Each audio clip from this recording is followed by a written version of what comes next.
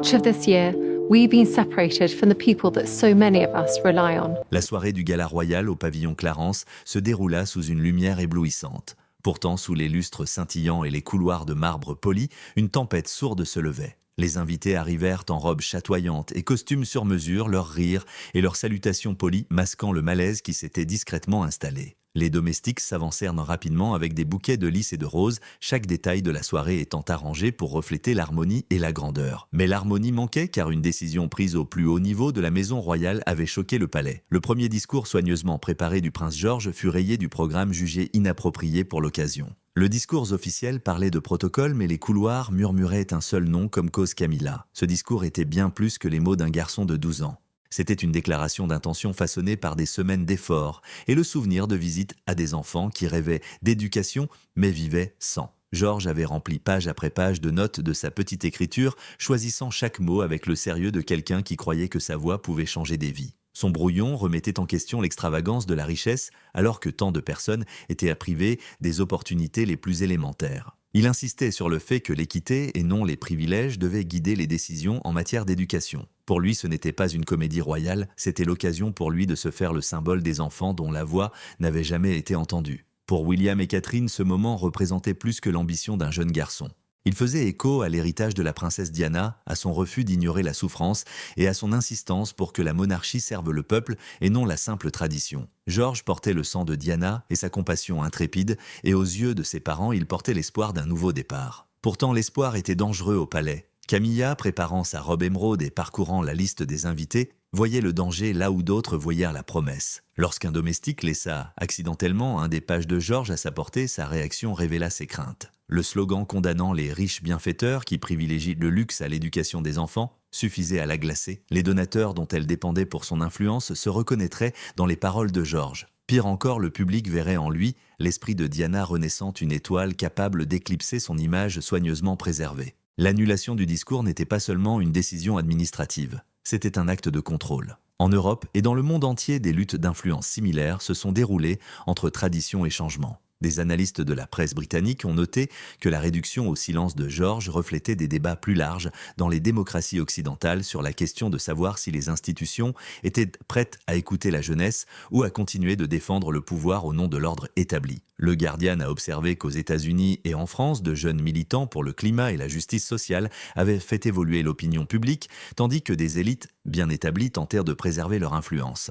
Reuters a ajouté que les intrigues de palais en Grande-Bretagne portaient encore des échos de ces conflits plus vastes où la peur de perdre son autorité l'emportait souvent sur le courage de s'adapter. À l'intérieur du pavillon, Clarence George était assis voûté dans la bibliothèque sur un fauteuil de velours inconscient de la décision prise contre lui. Ses cheveux blonds tombaient sur ses sourcils froncés, tandis qu'il répétait chaque réplique avec une conviction profonde. Il se souvenait du petit garçon de l'orphelinat qui avait demandé si les écoles étaient comme des palais, une question qui le hantait comme une plaie ouverte. George voulait répondre par l'action, non par le silence. Il croyait que la scène du gala amplifierait non seulement ses paroles, mais aussi la douleur cachée d'innombrables enfants. Pourtant, tandis qu'il murmurait ce discours, les murs de la tradition se refermèrent sur lui. Sa mère l'observait depuis l'embrasure de la porte, les mains jointes, le cœur déchiré entre fierté et peur. Elle connaissait les dangers d'élever la voix au sein de la famille royale, mais elle savait aussi que réduire George au silence maintenant le blesserait plus profondément que n'importe quelle critique publique. L'annulation arriva dans une lettre remise par un domestique à Catherine. Ces lignes brèves déclaraient le discours inapproprié. Ses yeux flamboyèrent d'une colère sourde à la lecture. Elle dit à George de continuer à se préparer, mais le regard interrogateur du garçon trahit sa confusion. Comment l'honnêteté pouvait-elle être jugée inappropriée ?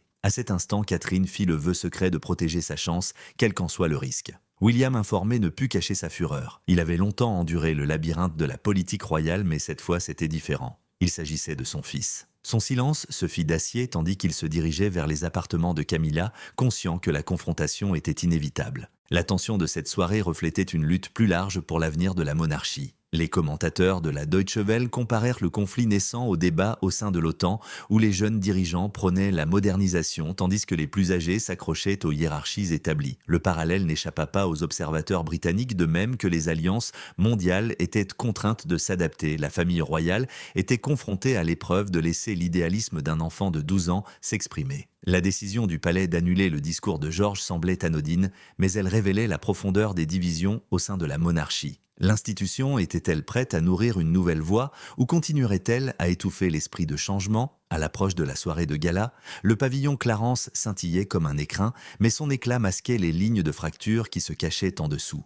Chaque invité qui entrait sentait que sous cette splendeur, quelque chose d'inquiétant couvait. Les sourires polis ne pouvaient effacer les rumeurs. La voix d'un jeune homme avait été réduite au silence, et dans ce silence, la lutte de la monarchie pour son propre avenir devenait impossible à ignorer. La décision d'annuler les paroles de Georges était censée préserver l'ordre, mais elle ne faisait que garantir que la soirée à venir serait porteuse d'une tension invisible suffisamment forte pour tout bouleverser. Dans les couloirs silencieux du palais, l'écho du discours annulé se répandit comme une ombre qui s'accrochait à chaque cadre doré et à chaque arche de marbre. Le prince Georges, bien que jeune, avait touché à quelque chose de bien plus grand que son propre destin. Ces paroles avaient menacé de rouvrir un chapitre de l'héritage de Diana, un chapitre que beaucoup au sein de la monarchie abordaient encore avec hésitation.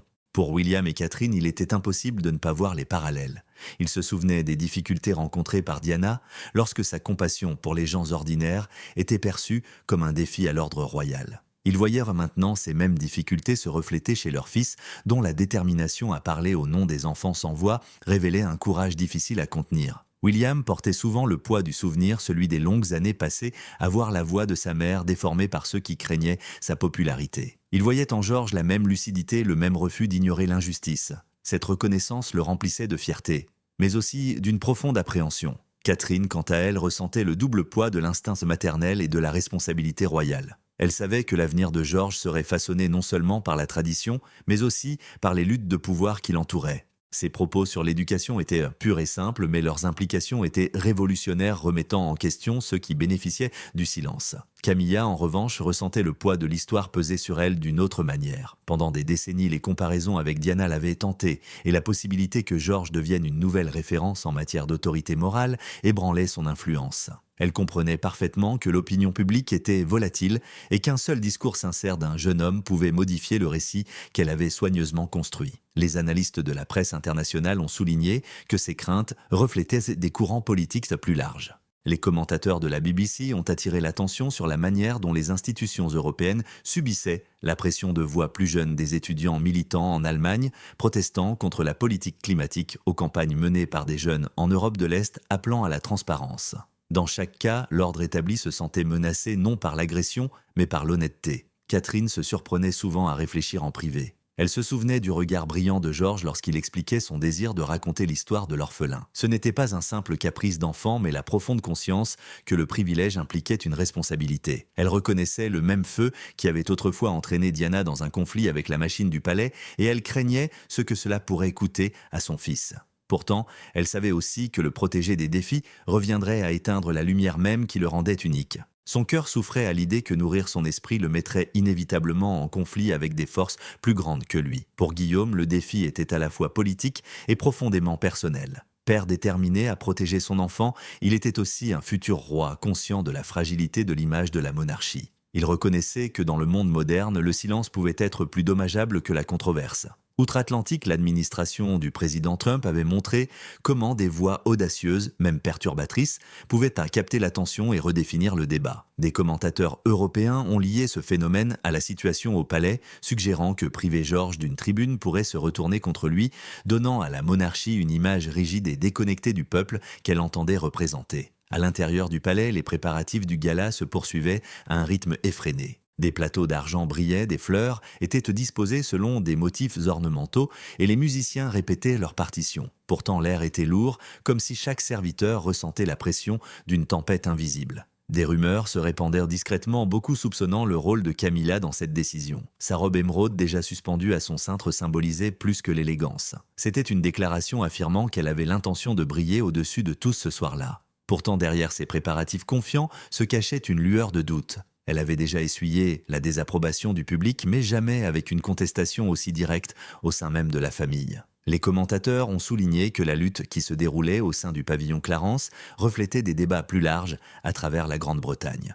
Les interrogations sur la pertinence de la monarchie s'étaient aggravées ces dernières années, intensifiées par les pressions économiques et l'évolution des attentes sociales. Reuters a observé que de nombreux Britanniques considéraient désormais les jeunes membres de la famille royale comme des symboles de renouveau, tandis que les personnalités plus âgées semblaient souvent empêtrées dans des politiques de préservation. L'annulation du discours de George avait peut-être pour but de préserver le protocole, mais elle risquait au contraire de mettre en lumière les divisions mêmes qui affaiblissaient la position de la monarchie. Dans les moments de silence, Catherine et William partageaient une résolution tacite. Ils savaient que la voix de leur fils comptait non seulement pour lui, mais aussi pour l'image de la famille royale dans son ensemble.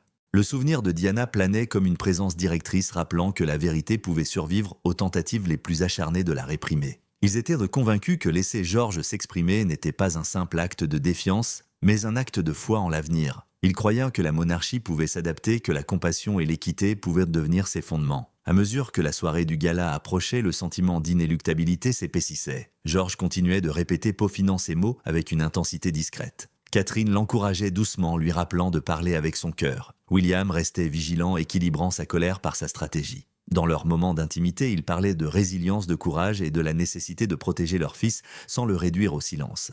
Chacun savait que les décisions prises à cette époque résonneraient bien au-delà des murs du pavillon Clarence. Le palais scintillait de préparatifs, mais sous son éclat résonnait l'écho de deux héritages en collision. L'esprit de Diana, renaissant grâce à la détermination de George, affrontait désormais l'insistance de Camilla à vouloir tout contrôler. William et Catherine se tenaient comme les gardiens du rêve de leur fils, prêts à affronter la tempête qui les attendait. Le gala royal promettait splendeur, mais derrière les sourires et les lustres, le décor était planté pour une confrontation susceptible de remodeler la famille et de redéfinir l'avenir de la monarchie. Derrière la façade polie du pavillon Clarence, les complots se multipliaient en silence. Camilla, mal à l'aise malgré son assurance apparente, commença à resserrer son contrôle. Elle convoqua des assistants et des conseillers de confiance, veillant à ce qu'aucun événement inattendu ne remette George sous les feux des projecteurs.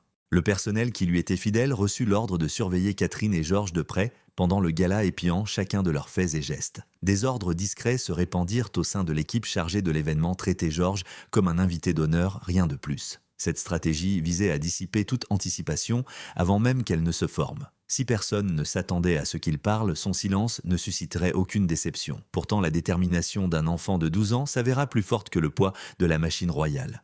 George, assis dans sa chambre sous de hautes fenêtres qui laissaient de filtrer la lumière dorée de l'après-midi, continuait de répéter son discours.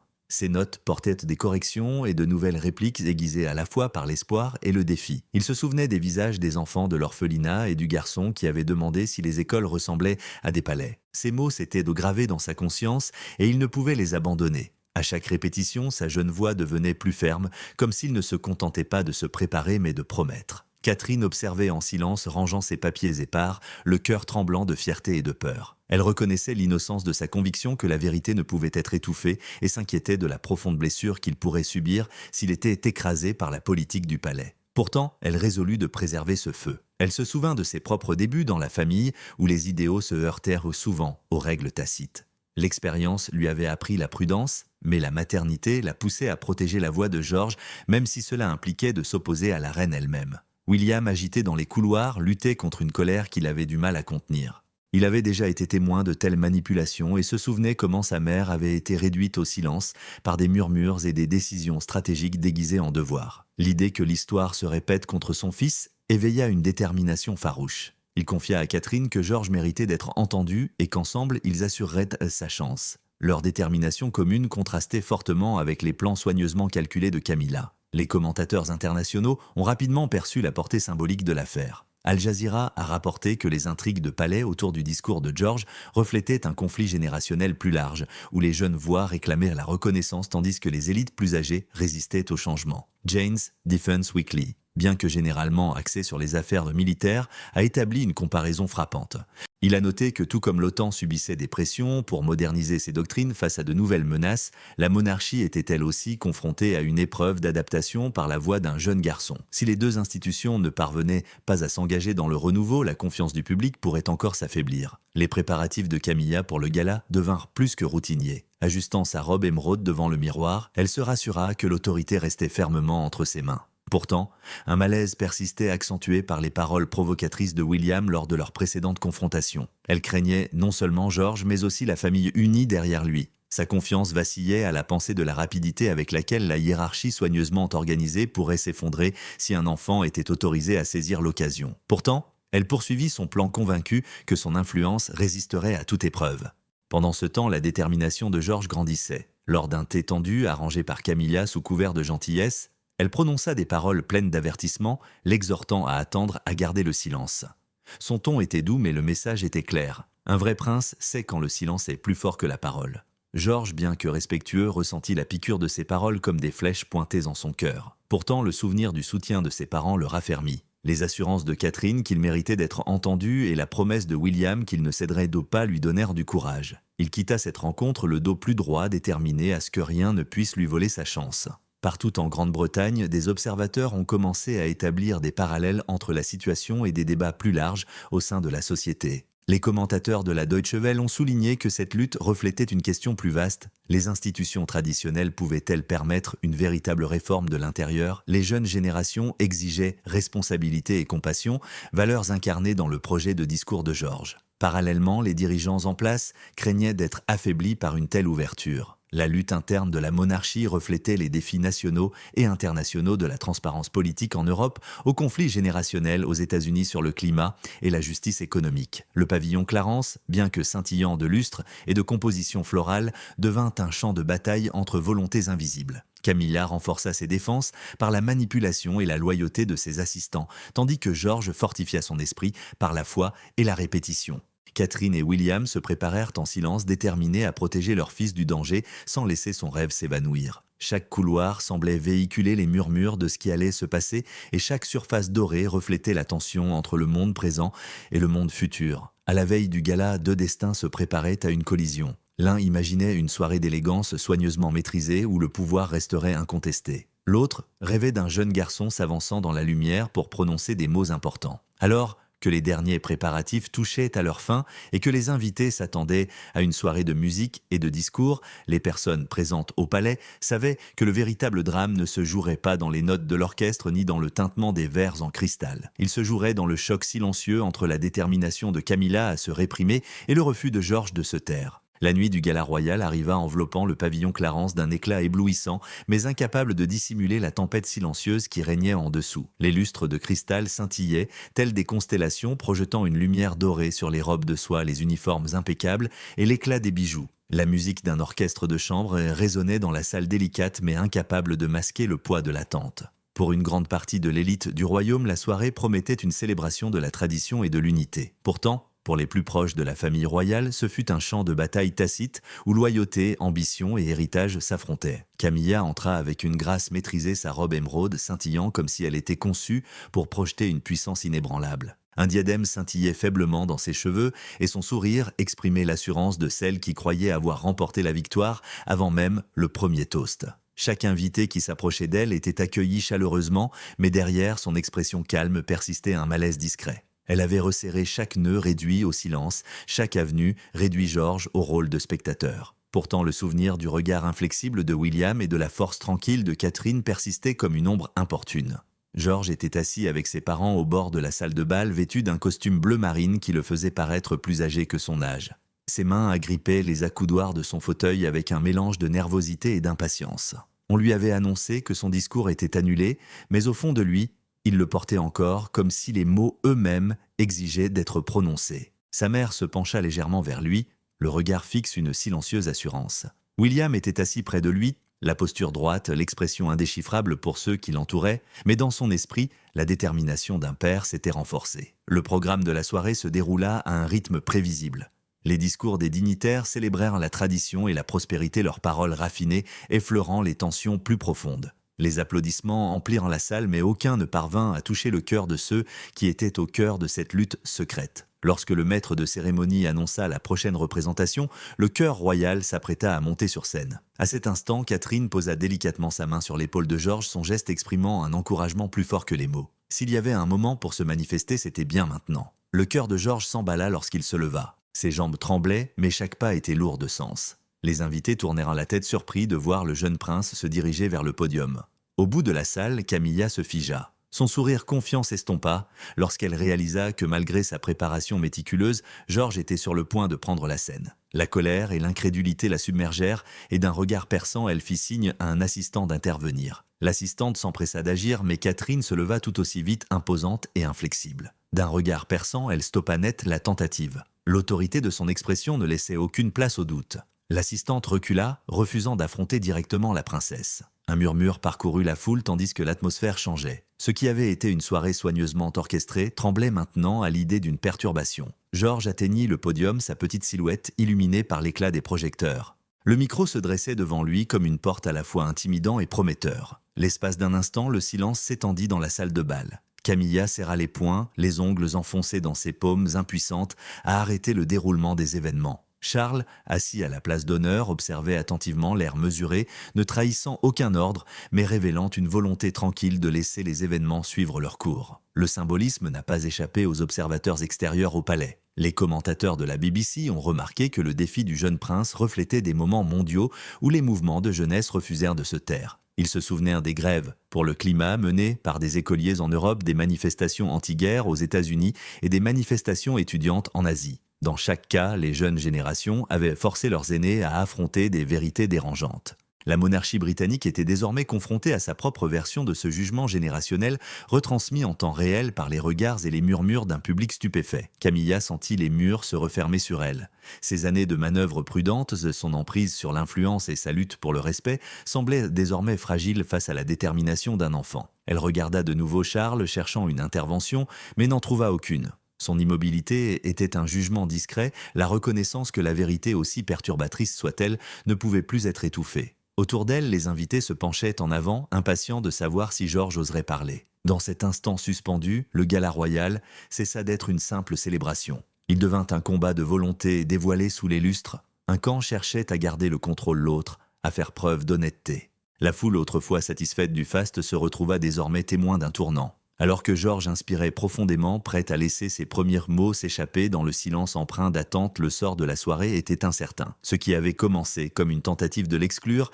l'avait transformé en véritable centre d'attention. Pour Camilla, c'était un cauchemar qui se déroulait. Pour William et Catherine, c'était la concrétisation d'un vœu tenu. Pour Georges, c'était le moment où l'enfance prenait fin et où une plus lourde responsabilité commençait. La salle de bal du pavillon Clarence, autrefois emplie de bavardages polis et des douces notes de l'orchestre, sombra dans un silence si profond que même le bruissement des robes semblait bruyant. Tous les regards se tournèrent vers la petite silhouette à l'estrade. Georges se tenait dans la lueur des projecteurs, ses cheveux blonds brillant comme un halo, ses petites mains agrippant le micro, comme s'il était le seul point d'ancrage dans un océan d'attente. Il hésita un instant, mais les mots qu'il portait dans lui depuis des semaines jaillirent. Sa jeune voix trembla d'abord, mais elle gagna rapidement en force emplie d'une conviction qui dépassait son âge. Il parla des enfants rencontrés dans les orphelinats, de visages aspirant à apprendre. Il répéta la question simple qui le hantait: les écoles sont-elles comme des palais?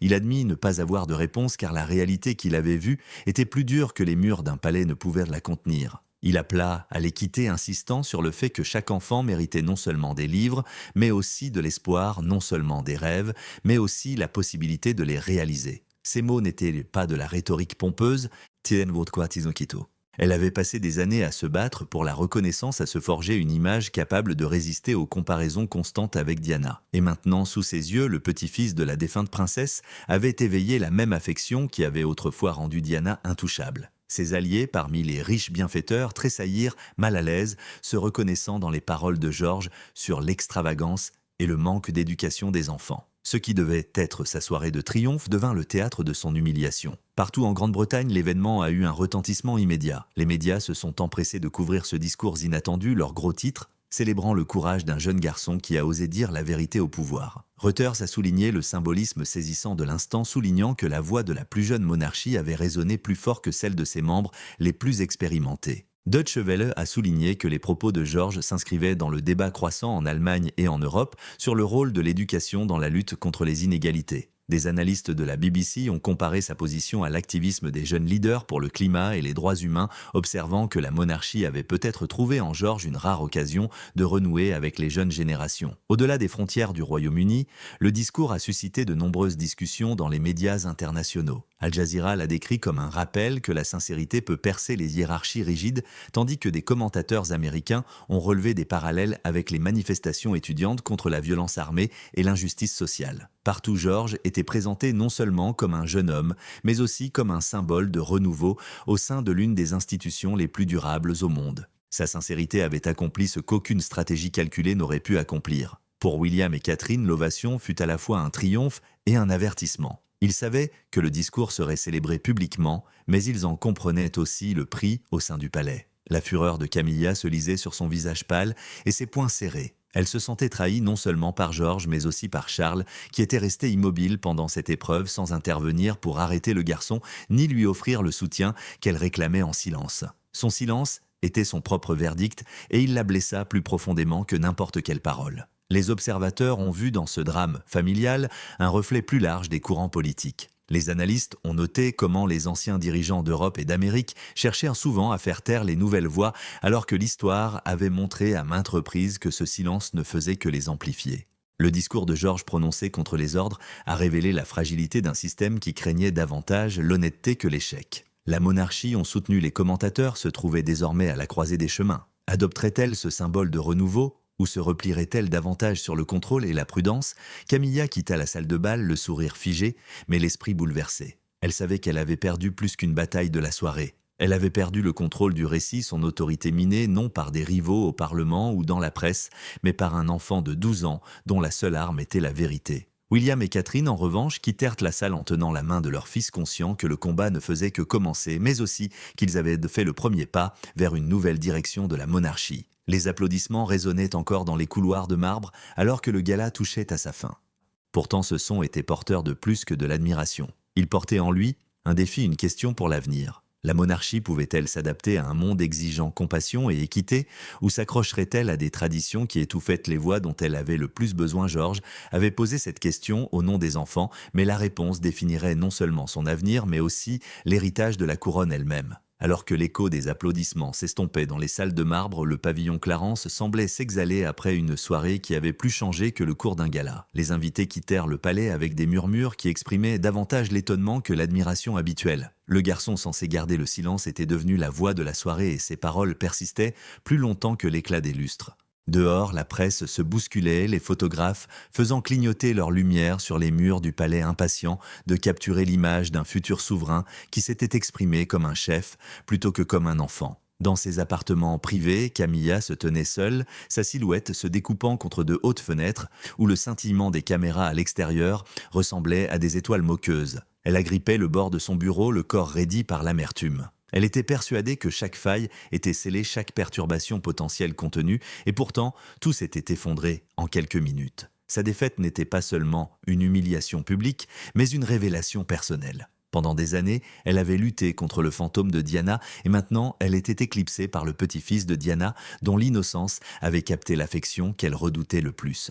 Le silence de Charles pendant le discours résonnait dans son esprit comme un refrain obsédant. Il n'avait pas arrêté George, il ne l'avait pas défendu. Son immobilité avait pris le parti de William, Catherine et du garçon. Cette prise de conscience vidait son triomphe et la laissait debout les ruines de son contrôle. Pour Charles, cette soirée apporta une clarté que des décennies de service royal avaient souvent obscurcie. Il avait perçu dans les paroles de George l'étincelle d'authenticité dont les monarchies ont besoin pour survivre au changement. Il comprenait que la tradition sans compassion devient fragile, vulnérable à l'effondrement. Les commentateurs du Times notèrent que son soutien tacite à George marquait une approbation tacite du renouveau au sein de la monarchie, même si cela se faisait au détriment de la fierté de sa reine. Sa décision reflétait des dilemmes européens plus larges où les dirigeants étaient confrontés au choix entre s'accrocher à la hiérarchie ou s'engager dans la réforme. Dans l'aile est une scène plus douce se déroulait tandis que William et Catherine étaient assis avec leur fils. La chaleur d'une lampe de table éclairait le visage encore jeune de George, mais son regard exprimait une profondeur bien supérieure à son âge.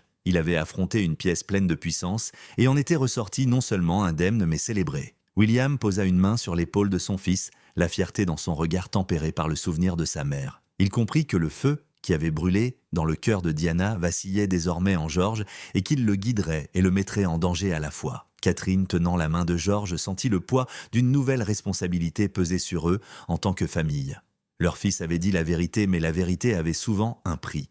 À l'extérieur du palais, les réactions ont déferlé dans le paysage médiatique. Reuters a souligné le contraste entre la sincérité de Georges et les esquives raffinées de hauts responsables. Les commentateurs de la BBC ont soutenu que ces propos avaient offert à la monarchie une rare occasion de renouer avec un public de plus en plus sceptique à l'égard des privilèges. La Deutsche Welle a comparé ce moment aux récentes manifestations en Europe où de jeunes voix avaient dû défier la complaisance des pouvoirs établis. Les analystes ont observé que tout comme l'OTAN était contrainte de s'adapter à de nouvelles menaces et que les démocraties étaient aux prises avec des courants populistes, la monarchie était elle aussi confrontée à un besoin de renouveau. Le discours de Georges, ont-ils suggéré, symbolisait une évolution plus large des attentes de la société.